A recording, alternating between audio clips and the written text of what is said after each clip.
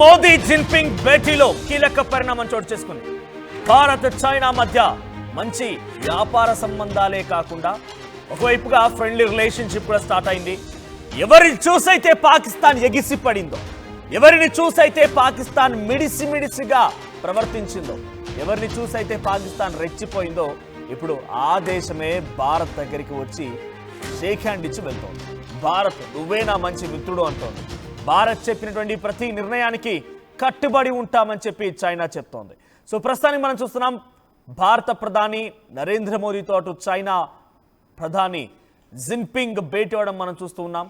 So China అధ్యక్షుడు జిన్పింగ్తో భారత ప్రధాని నరేంద్ర మోదీ భేటీ అవుతున్నటువంటి ఆ విజువల్స్ మనం చూస్తున్నాం. నిజంగా ఇది ఒక అద్భుతమైన ఘట్టమని చెప్పాలి. చైనా భారత్ మధ్య కొన్ని రోజులుగా విభేదాలు కొనసాగుతున్నాయి. మరి ముఖ్యంగా అక్సాచిన్, ఎక్కడైతే జమ్మూ కాశ్మీర్లోని ఉన్నటువంటి ఒక భారత భూభాగంలో భాగమైనటువంటి ఒక ప్రాంతాన్ని భారత్ నుంచి ఎప్పుడైతే చైనా ఆక్రమించిందో, చైనా నుంచి కొంతమంది చొరబాటుదారులు భారత్లోకి ఎంట్రీ ఇస్తూ ఆర్మీ జవాన్లపై దాడి చేశారు. అప్పటి నుంచి రోజు రోజుకి యుద్ధం ముదురుతూ వెళ్తుంది. ఇదే క్రమంలో ఇటీవల కాలంలో ఆపరేషన్ సింధూర్, అంతకంటే ముందు పాకిస్తాన్ కూడా ఉగ్రవాద చర్యలకు పాల్పడి పహల్గామ్ ఉగ్రదాడి ఘటనలో పాల్పడిపోయిన తర్వాత ఆపరేషన్ సింధూర్ మొదలు పెడితే, ఆపరేషన్ సింధూర్లో మన వైపు నుంచి చాలా భీకరంగా దాడులు కొనసాగుతున్నటువంటి ఈ దరిమల అటు చైనా కూడా పాకిస్తాన్కి సహకరించి ఆయుధ సామాగ్రిని, మిసైల్స్ని, డ్రోన్స్ని అందించి భారత్పై దాడికి సహకరించింది. పాకిస్తాన్ ఒక రకంగా మిడిసిపడింది, పాకిస్తాన్ రెచ్చిపోయింది. పాకిస్తాన్ చైనా ఒకదింపుడు చర్యలతో కొంత మేమే చాలా గొప్పోళ్ళం, మా అంతటి వాళ్ళు లేనట్టుగా అహంకారపూరితంగా ప్రవర్తించి దాడి చేసే ప్రయత్నం కూడా చేసింది. కానీ ఏమైపోయింది? ఆ చైనా వస్తువులు ఎలా అయితే ఉంటాయో, China rockets, China missiles, China fighter jets మొత్తం కూడా అదే సెకండ్ హ్యాండ్ అరేక్ మాల్లా ఉండిపోయి హిమాచల్ ప్రదేశ్, హర్యానా లాంటి ప్రాంతాల్లో పడిపోతే మన భారతీయులు వాటితో రాకెట్ ఆటలు ఆడుకున్నారు. మోసుకెళ్ళి వాటితో వివిధ ఐరన్ మెటల్ కదా, సో వివిధ వస్తువులు కూడా తయారు చేయించుకున్నట్టుగా కొన్ని మీమ్స్లో కొన్ని సోషల్ మీడియాలో ప్రచారం జరుగుతోంది. సో ఇప్పుడు చైనా ఏమైపోయిందని అంటే భారత్కి మరింత దగ్గరైంది. పాకిస్తాన్ని చెంపపై చెల్లు అనిపించింది. ఒరే వెదవా, నేను నీకు సపోర్ట్ చేస్తే నువ్వు వెళ్ళి మళ్ళీ అమెరికా అధ్యక్షుడు డొనాల్డ్ ట్రంప్ దగ్గర కాళ్ళ కాడ మోకరిల్లిపోతావా? అమెరికాకు నాకేదో విభేదాలు ఉన్నాయి, ఈ నేపథ్యంలో నేను కూడా కొన్ని దేశాలను చేరదీయాలి కదా, అమెరికా లాంటి అగ్రరాజ్యంతో పోటీ పడాలి కదా అని చెప్పి నువ్వు పిచ్చి కుక్కవని తెలిసిన, పాకిస్తాన్ ఓ పిచ్చి కుక్క అని తెలిసినా, పాకిస్తాన్ ఒక దుర్మార్గుడు, దుష్టుడు, నయవంచకుడు అని తెలిసినా కూడా అరే పోనీలే ఈ కుక్క నా దగ్గర ఉంటుంది కదా, నాకు కాపలాగా ఉంటుంది కదా అని చెప్పి పెంచి పోషించుకుందాం అనుకున్నాను. కానీ నువ్వు వెళ్ళిపోయి మళ్ళీ ట్రంప్ దగ్గర సహవాసాలు చేస్తున్నావు, ట్రంప్ దగ్గర నీ ఆటలాడుతున్నావు అని చెప్పి చైనా కూడా పాకిస్తాన్ని పక్కన పెట్టి భారత్తో దోస్తీ స్టార్ట్ చేసింది. టెర్రరిజం పైన పోరాటంలో మేము కూడా భారత్కి ఫుల్ సపోర్ట్ ఇస్తామంటోంది చైనా. ఆపరేషన్ సింధూర్ టైంలో ఇదే చైనా పాకిస్తాన్కి మద్దతుగా నిలబడింది, ఆ ఉగ్రవాద దేశానికి మద్దతుగా నిలబడింది. కానీ ఇప్పుడు ఆ ఉగ్రవాదులు ఎక్కడున్నా సరే ఏరి పారేద్దాం మోదీ, నేను నీకు సపోర్ట్ చేస్తానని చెప్పి జిన్పింగ్ అన్నాడంట. ఉగ్రవాద దేశంగా ఉన్నటువంటి ఆ దేశాలని అంతమొందిద్దామని చెప్తున్నారట. కానీ ట్రంప్ పాకిస్తాన్ దోస్తీతో పాక్ చైనా కటీఫ్ చెప్పింది. అయితే ఇప్పుడు కూడా మనం పూర్తిగా సంపూర్ణంగా చైనాని అంత ఈజీగా నమ్మడానికి లేదు, చైనాని కళ్ళు మూసుకొని మనం నమ్మడానికి లేదు, చైనాని ఎట్టి పరిస్థితుల్లో మనం పూర్తిగా విశ్వసించడానికి కూడా లేదు, విశ్వాసంగా ఉండడానికి కూడా వీల్లేదు. ఎందుకంటే గతంలో అనేక రకంగా జరిగాయి, ఈ రకంగా చేతులు కలుపుకున్నారు, మాట్లాడుకున్నారు, అనేక సందర్భాలుగా జరిగాయి. కానీ అయినప్పటికీ ఉగ్రవాద దేశానికి వాళ్ళు దోస్తీ చేసి ఉగ్రవాద దేశానికి మిసైల్స్, డ్రోన్స్ ఇవన్నీ పంపించి భారత్పై కుట్రలు చేసి ఇప్పుడు మళ్ళీ భారత్ ఒకంత ఆ యుద్ధంలో అద్భుతమైన ప్రదర్శన కనబరిచింది. కాబట్టి డొనాల్డ్ ట్రంప్ లాంటి వాళ్ళు హెచ్చరించిన డొనాల్డ్ ట్రంప్ కూడా వెనక్కి తగ్గకుండా, వెన్ను చూపించకుండా యుద్ధం చేస్తున్నాం. కాబట్టి చైనా కూడా ఆశ్చర్యానికి గురైపోయి ఇప్పుడు భారత్ ఏం చెప్తే అదే, భారత్కి నా సెల్యూట్, భారత్ ఏం చెప్తే నేను అది చేస్తా అన్నట్టుగా ఆయన సిద్ధమైపోయారు. ఇప్పుడు జిన్పింగ్ చెప్తున్న మాటలవే, ట్రంప్ మనం ఇద్దరం మోదీతో కలిసి, మోదీ మనం ఎలాగైనా సరే ఉగ్రవాద దేశాన్ని అంతమొందించడానికి మీతో పాటు నేను కూడా సపోర్ట్గా ఉంటాననేటువంటి మాటల్ని ఆయన చెప్పుకొచ్చారట.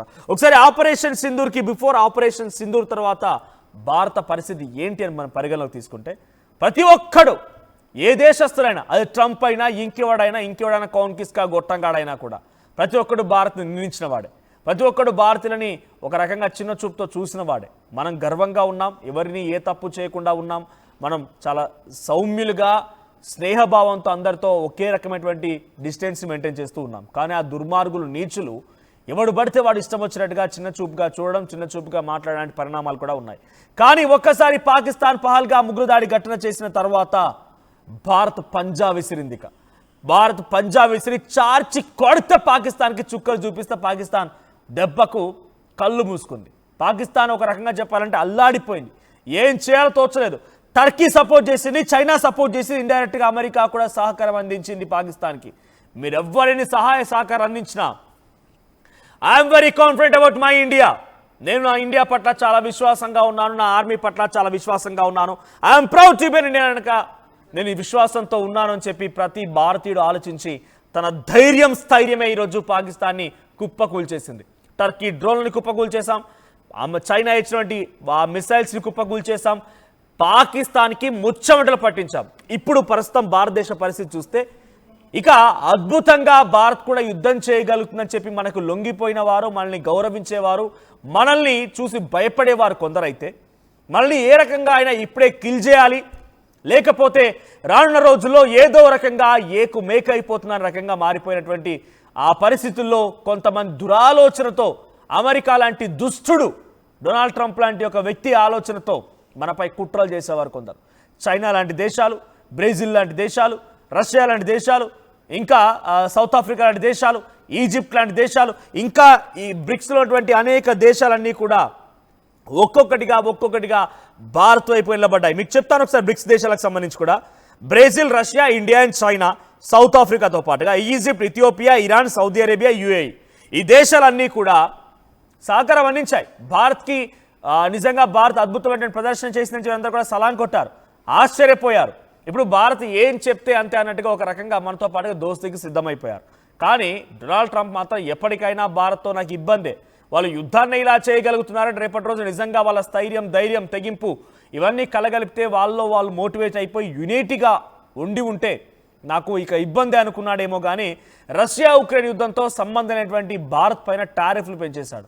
ఇప్పుడు టారిఫ్ పెంచడం వల్ల ఏమైపోయింది, వాళ్ళే ఆహారం లేక అలమటిస్తూ ఉన్నారు, తిండి లేక ఇబ్బందులు పడుతున్నారు. అమెరికా మొత్తం కూడా సంక్షోభం ఏర్పడింది. ఏ విషయంలో? ఇన్ఫ్లేషన్, చిన్న చిన్న వస్తువులకు కూడా అధిక మొత్తంలో ధరలు పెట్టి కొనుగోలు చేయాల్సిన పరిస్థితి అమెరికా ప్రజల్లో ఏర్పడింది. ఇక దీనికి తోడు అమెరికాలోని ఫెడరల్ కోర్ట్స్ కూడా, ఫెడరల్ కోర్టు ఏం చెప్పింది, డొనాల్డ్ ట్రంప్ ఒక పిచ్చివాడిలా, మూర్ఖుడిలా దుర్మార్గపు చర్యలకు పాల్పడుతూ ఉన్నాడు.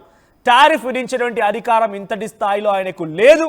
ఆయన టారిఫ్లు విధించి పాకిస్తాన్కి సహాయ సహకారం అందిస్తూ అమెరికన్ ప్రజల్లో ఇబ్బందులకు గురి చేస్తున్నాడనేటువంటి పిచ్చి మాటలు ఆయన మాట్లాడుతున్నాడని చెప్పి ఏకంగా ఫెడరల్ కోర్టే తేల్చేసింది. అంటే అక్కడి న్యాయస్థానాలే డొనాల్డ్ ట్రంప్ యొక్క వ్యవహార శైలిని పెద్దగా పట్టించుకోవడం లేదు. ఆయన ఒక పిచ్చివాడు అంటూ సంబోధిస్తూ ఉన్నారు, ఆయన ఒక దుర్మార్గపు చర్య అంటే కూడా మాట్లాడుకొస్తూ ఉన్నారు. ఇక అక్కడ అమెరికా ఆర్థికవేత్త రిచర్డ్ వోల్ఫ్ కూడా ఏం చెప్పాడు, ఆయన పిచ్చివాడ్లో వ్యవహరించి అమెరికాని మొత్తం సమస్యాత్మకమైనటువంటి ఒక ప్రాంతంగా చిత్రీకరిస్తున్నాడు, సమస్యల వలయంగా మారుస్తున్నాడని చెప్పి ఆయన కూడా చెప్పుకొచ్చాడు. ఏకంగా భారత్ను ఏనుగుతో, అమెరికాని ఎలకపిల్లతో పోల్చాడు రిచర్డ్ వోల్ఫ్. ఇంక కంపారిజన్ ఇంకేముంటుంది? ఇంతకు మించినటువంటి ఒక గొప్ప గౌరవం, ఇంతకు మించినటువంటి ఒక స్థైర్యం, ధైర్యం ఇంకా ఏముంటుంది? సో భారతదేశం ఆపరేషన్ సింధూర్ తర్వాత భయపడిన వారు భయపడ్డారు, అట్ ది సేమ్ టైం మనపై కుట్రలు చేయాలి, కుతంత్రాలు చేయాలి రకంగా చేసిన వారందరూ కూడా ఇప్పుడు ఒక్కొక్కరిగా నట్టడం మునిగిపోతున్నారు. ఇప్పుడు అన్నింటికీ ఒకే ఒక్క పాయింట్, పాకిస్తాన్కి సహకరించే దేశాలు మొత్తం కూడా ఇప్పుడు పాపం పండింది. ట్రంప్ ఏమైపోయింది, పాకిస్తాన్ సహకరించాలనుకున్నాడు, ఏమైపోయింది? పాకిస్తాన్ వెంట ఉండాలనుకున్నాడు. పాకిస్తాన్ ఆసిమ్ మునీర్ గాడితో, షహబాజ్ షరీఫ్తో షేఖాన్ని కలిపాడు. ఆసిమ్ మునీర్ లాంటి ఒక దుర్మార్గుడితో, పాక్ ఆర్మీ చీఫ్తో ఏకంగా దోస్తాని చేసి ప్రైవేట్ లంచ్లు, ప్రైవేట్ మీటింగులు కూడా ఏర్పాటు చేశారు. ఏమైపోయింది? ఆఖరికి వస్తే పాపం పండింది కదా. పాకిస్తాన్తో ఆ దోస్తాని కాస్త తనకే చెడు చేసింది కదా. ఇది డొనాల్డ్ ట్రంప్ గ్రహించినంత వరకు, ఆ పాపిస్టి దేశంతో ఆయన దోస్తాన్ చేస్తున్నంత వరకు వాడిదో వచ్చి మాతో ఫ్రెండ్షిప్ చేయాలని మనం కోరుకోవడం లేదు. వాడు ఉన్నా లేకపోయినా భారత్ నిబ్బరంగా నిటారుగా నిలబడుతుంది, ఎటువంటి ఇబ్బందులు లేవు, ఏ రకం కూడా ఇబ్బంది పడాల్సిన అవసరం కూడా లేదు. కానీ అమెరికా అధ్యక్షుడు డొనాల్డ్ ట్రంప్ ఇది గ్రహించకపోతే వాడంతటా వాడే ఈ మాటని మాట్లాడుతున్నాను, వాడు అనడానికి మీకు కొంత ఇబ్బంది కలిగొచ్చేమో, ఐఎమ్ సారీ. బట్ నేను ఈ పదాన్ని వాడుతుంది గల కారణం ఇండియా ఈజ్ వెరీ బ్యాడ్ అని చెప్పి గతంలో సంబోధించిన మాటే. ఆయన ప్రెస్ కాన్ఫరెన్స్లో మాట్లాడుతూ Indians are very bad, India is very bad అని సంబోధించాడు. నా దేశాన్ని బ్యాడ్ అన్నాడు వాడైతే ఏంటి, వీడైతే ఏంటి, నా భాష ఇట్లాగే ఉంటుంది. సో వాడు ఏం చేసినా కూడా, అమెరికా అధ్యక్షుడైనా కూడా ఆ పాపం పడినట్టుగానే భావించాలి. సో పాకిస్తాన్ పాపిస్టు దేశంతో చేతులు కలిపిన రోజు నుంచి కూడా ఒక దరిద్రం అమెరికాకు అంటుకుంది. ఆ రోజు నుంచి రమాఫోసా అని చెప్పి సౌత్ ఆఫ్రికా ప్రెసిడెంట్ వచ్చేమన్నాడు, నువ్వు తెల్లవాళ్ళని నీ వైపుగా చూస్తూ ఉన్నావు, తెల్లవాళ్ళని శిక్షిస్తూ ఉన్నావు, నల్లవాళ్ళని కాపాడుతున్నావు అని చెప్పేటువంటి మాటని డొనాల్డ్ ట్రంప్ పక్కన కూర్చోబెట్టి మాట్లాడితే చెంపచెల్లు అనిపించిపోయాడు రమాఫోసా. వీళ్ళు ఒక్కరే కాదు, చాలా పరిణామాలు కూడా. ఏకంగా మీరు గమనించండి, ఇది కొంత అతిశయక్తం అవుతుందేమో కానీ పాకిస్తాన్ పాపిస్టు దేశంతో స్నేహం చేసినందుకు ఆరోగ్యం కూడా క్షీణించింది. మీరు చూస్తున్న లైవ్ విజువల్స్ ఇవి. So live visuals on the స్పాట్లో ఇప్పుడు యాజ్ పర్ అక్కడ జరిగినటువంటి మీటింగ్ సంబంధించి లైవ్ విజువల్స్ మీరు ఆర్టీవీ స్క్రీన్ పై చూస్తున్నారు. సో చైనా అధ్యక్షుడు జిన్పింగ్తో మోదీ భేటీ అయ్యారు. ఆ భేటీ కొనసాగుతుంది. సో ఇద్దరి మధ్య చాలా ద్వైపాక్షిక సంబంధాల నేపథ్యంలో అనేక అంశాలపైన చర్చ జరుగుతూ ఉంది. ఒక బిగ్గెస్ట్ రౌండ్ టేబుల్ కాన్ఫరెన్స్ని ఆర్గనైజ్ చేశారు. సో చైనా అధ్యక్షుడు జిన్పింగ్ అక్కడ మాట్లాడుతూ ఉన్నాడు. సభలో ఆ రౌండ్ టేబుల్ కాన్ఫరెన్స్లో మోదీ కూడా అక్కడే హాజరై ఉన్నారు. మరి ఇరు దేశాలకు సంబంధించినటువంటి విషయాలపైన చాలా క్లుప్తంగా మాట్లాడుకొని ఆ తర్వాత ఒక డిసిషన్కి వచ్చే అవకాశం కూడా ఉంది. ఇంట్రెస్టింగ్ విషయం ఏంటంటే బ్రిక్స్ దేశాలన్నీ కూడా ఇకపై తమ ట్రేడ్ని ఇండియన్ కరెన్సీలో చేయడానికి సిద్ధమయ్యాయట. ఇండియన్ కరెన్సీలో మేము ట్రేడ్ చేస్తామని చెప్పి వారంతా అంగీకరించారట. ఆ రకంగా సిద్ధమైపోయారట. ఇంతకు మించినటువంటి ఒక గొప్ప గౌరవం మర్యాదలు ఇంకేముంటాయి. సో ప్రతిదీ కూడా భారత్కి ఇప్పుడు మంచి పరిణామాలుగానే భావించాలి. ఒక్కడెవడో పిచ్చి పిచ్చిగా మూర్ఖత్వపు చర్యలతో మనల్ని ఇబ్బంది పెట్టే ప్రయత్నాలు చేస్తూ ఉన్నప్పటికీ ఆ ప్రయత్నాలు వారికే చెటు జరుగుతూ ఉన్నాయి. పాకిస్తాన్తో దోస్తాన్ చేసిన నాటి నుంచి అమెరికాలో సంక్షోభం మొదలైంది. అమెరికా అధ్యక్షుడు ఆయన కనిపించకుండా పోవడం, అనారోగ్య బారిన పడడం, రకరకాలుగా మనోవేదన గురవుతూ అమెరికా కూడా ఆందోళనకు గురవుతున్న పరిస్థితి కనబడుతోంది. అందుకే మనతో పాటు ఉన్నటువంటి మిత్రుడు ప్రభావం కూడా మనపై పడుతుందని చెప్పేటువంటి మాటల్లో ఇది కూడా ఒక రకంగా లైవ్ ఎగ్జాంపుల్గా మనం భావించవచ్చు. సో చైనా ఇప్పుడు ఇకపైన భారత్కి సెల్యూట్ కొట్టి భారత్ ఏం చెప్తే అదే, భారత్ ఉగ్రవాద దేశాలపై పోరాడదామంటే మేము కూడా సిద్ధంగా ఉన్నాం, ఫుల్ సపోర్ట్ ఇస్తామని చెప్పి జిన్పింగ్ కూడా సిద్ధమైనట్టు తెలుస్తోంది. సో చైనాతో దోస్తీని మనం పూర్తిగా ఇంకా విశ్వసించడానికి, పూర్తిగా నమ్మడానికి కూడా లేదు. బట్ చైనా మన వైపుగా నిలబడి చైనా మనతో పాటుగా వస్తానని చెప్తోంది. కాబట్టి చూద్దాం మరి ఏం జరుగుతుంది, ఎటువంటి పరిణామాలు చోటు చేసుకుంటాయనేది. సో మీ అభిప్రాయం ఏంటి? చైనాతో భారత్ ఫ్రెండ్షిప్ని మీరు ఎలా చూస్తారు? మీ అభిప్రాయాన్ని కామెంట్ చేయండి.